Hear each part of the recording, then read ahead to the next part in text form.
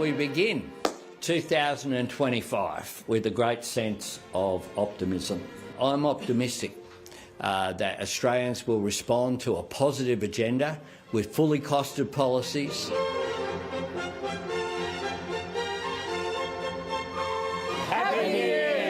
The new parliamentary year began this week on a cheerful and optimistic note for the government. The PM had been energised by being out on the road campaigning in January, and the government thought it could pressure Peter Dutton on his lack of detail about a cost of living strategy, as well as his sketchy plan on tax-deductible business lunches. That side of the House is focused on long lunches and cuts and conflict and culture wars. This side of the House has maintained a focus on the cost of living. And because of that focus, inflation is down, wages are up and unemployment is low. But, supercharged by Donald Trump's extraordinary declarations on Gaza, the mire of the Middle East and anti-Semitism at home seemed to increasingly engulf the government.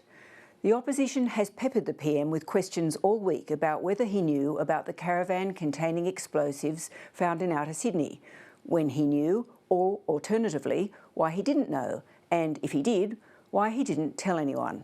Leading to this rather extraordinary assertion. The Prime Minister has been embarrassed because he wasn't advised by the police because they were worried about him leaking the information ahead of any action by the police. With the PM away from Parliament to inspect flood damage in Townsville and the emergency response, the opposition leader ramped up the attack today. I've written to the Prime Minister today asking for an independent inquiry in relation to the fact that the Prime Minister of our country wasn't notified for 10 days of what was believed to be the biggest planned terrorist attack in our country's history. A sign that the various prongs of the opposition attack are landing was the PM deciding to do 4 early morning television interviews and 1 radio interview this morning. Carl, what's important is tracking down the perpetrators of these crimes. The government thought it had a legislative answer to bring to Parliament after the surge in anti-Semitic attacks over the summer. It was proposing an upgrade to hate crime laws. But the coalition, once again, had already upped the ante by calling for mandatory sentences.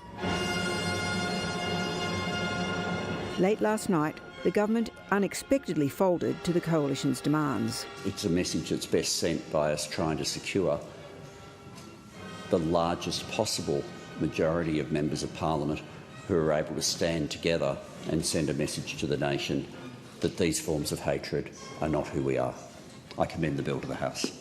The domestic debate about anti-Semitism and how to deal with it is now playing out against the extraordinary suggestion from US President Donald Trump that the US would take over Gaza, with many of its residents resettled in other countries, a suggestion attracting cautious wording from the PM. I don't intend to have a running commentary on the President of the United States' statements. This is a major foreign policy move, though.